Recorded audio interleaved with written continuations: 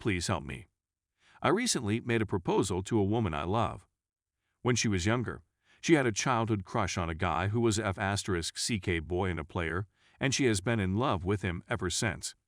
When they were together, contrary to her claims, they were in a relationship a couple of years ago. Her mom and her two best friends told me they were a couple. In regards to this individual, I've always had a sixth instinct, or spider sense, that he wasn't fully out of her life even though he is aware that she is with me and she says they don't interact with one another. I have never prohibited her to speak with anyone. Consequently, we just went on a trip for the holidays and New Year's Day celebrations. I had to go back to our hometown before because, I had to go back first. Because of work, she was able to stay with her parents for another week while I was away at work. In our relationship, we've been having problems because we have so little intimacy for a variety of reasons that sound more like excuses from her. Her parents are visiting, she's tired, she has to work the next day, her son is in bed with us, and a few others. And she also claims to be madly in love with my physical appearance, which I believe to be a lie. I generally say lovely things to her, offer her sound advice, and give her gifts as a gesture of affection. As a result, I've never treated her as if she were unimportant, and she knows the passwords to all of my social media sites. I don't have a password on my phone, so she can log in whenever she wants since I have nothing hidden. As a result of my recent breakup with a woman who had cheated on me while I was on drill, I no longer had any side girlfriends.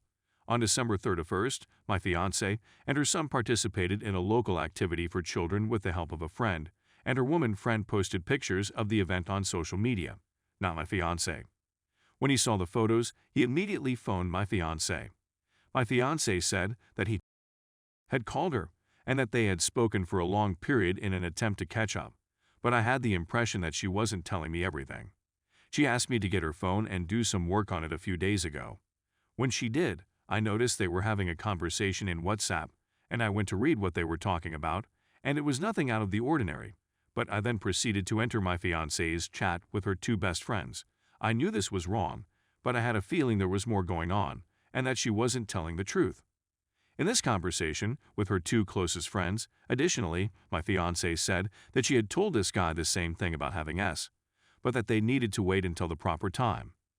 My fiancée is completely unaware that I am aware of these discussions, and I haven't had the chance to sit down with her and discuss them.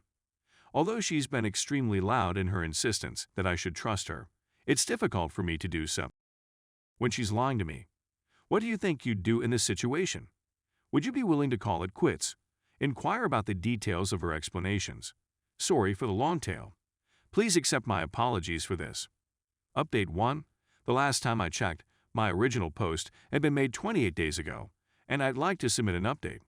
First and foremost, I'd want to express my gratitude to everyone who took the time to remark on the post and write personally to me via the comment section. On the 8th of January, I was set to meet with her and confront her about the text exchange between her and her ex-boyfriend.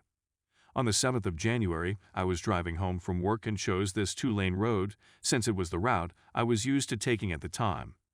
Approximately 20 minutes from my house, at 2:30 a.m., a guy attempted an erroneous passing maneuver and crashed with me while I was driving my vehicle. The guy died on the spot, and I lost control of the truck as a result of the collision, and the semi ended up buried in a ditch behind a house.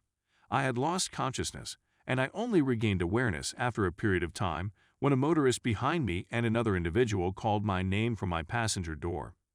In order to get help as fast as possible, I dialed 911 and the police, and then I phoned my girlfriend to let her know what had happened. When she came, she spent an hour driving a 20-minute trip, then approached me at the ambulance, went about to investigate the accident site, and then returned to her car to make a number of telephone calls. After 30 minutes, she told me that she needed to use the restroom and departed the area, leaving me to weep alone at the site of the crime. I found out she was talking to her ex-boyfriend instead of being with me a few days later when I needed her the most. As a result of the accident, she has been supporting me with my injuries in the days after the crash, because I have been unable to use my right leg since the accident. As a consequence of this, I had injuries to my back, neck, and right arm, as well as mental health problems as a result of the driver's death. Physical therapy and professional assistance are being provided to me to deal with this. I'm quite aware that my life is amazing. You all advised me to dump her, and I had planned to wait a few weeks so that I might benefit from the aid she is offering me, but after what happened yesterday, I'm not going to wait any longer. I'm ready to move on. Continued investigation revealed my girlfriend and one of her closest friends making fun of my appearance. My GF telling her two best friends she wasn't sure she could have the same connection she had with her ex with me, and my GF notifying her ex of our problems. I was shocked.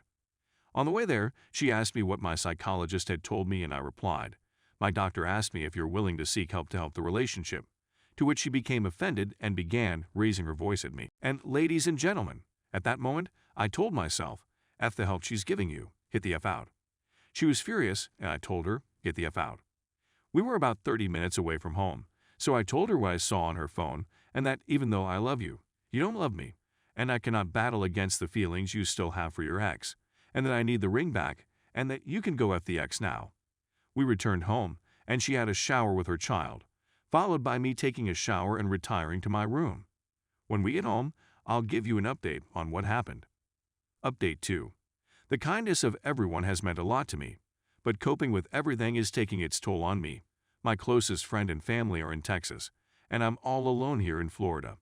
This communication has been sent late due to the fact that I am unable to devote much time to it due to appointments with the psychologist, therapy sessions, and medical visits. We washed and went to bed early the next morning after returning from her son's therapy session the previous evening. After raising a disturbance and being a pain in my neck, he fell asleep very quickly, and she indicated a want to communicate with me, so we had a conversation. In other words, she was the one who asked me to explain why I'm continuously furious, why I said all of those things to her, what's wrong with me, and so forth. She was concerned about my health and wanted to know what was wrong with me. I informed her that I had witnessed her making fun of me with her friends, telling her friends she wants to sleep with her ex, and flexing to her friends that she had informed her ex that she wanted to have S with him, among other things. I also informed her that I had witnessed her making fun of me with her friends, telling her friends she wants to sleep with her ex, and flexing to her friends that she had informed her ex that she wanted to have S with him, among other things. Her behaviors and those of her mother caused my second source of dissatisfaction with her. I am the man of the home, and her kid, who is 7 years old, does not respect me as a consequence. It was a shame that we were unable to have S as a result of her explanations. Nobody seemed to be worried by the fact that his youngster had behaved in an inappropriate manner. One thing I was informed was that my remarks on domestic concerns had been neglected, among other things. The discussion began at 10 p.m. and finished at 4:45 a.m., which meant that she never apologized for the messages she sent to her friends, and she attempted to make excuses for her behavior toward her ex-boyfriend throughout the night and into the following day. We discussed how being in a relationship is particularly tough when you are with someone, but yet feeling alone, and she immediately agreed with my assessment of the situation. That I was just there to provide her a helping hand with money was my explanation.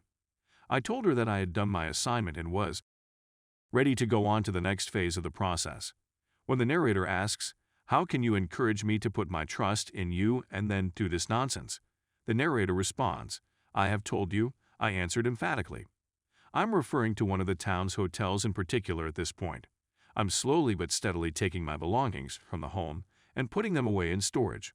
So that's all I have to say for the time being. I'll be back on Friday with more information.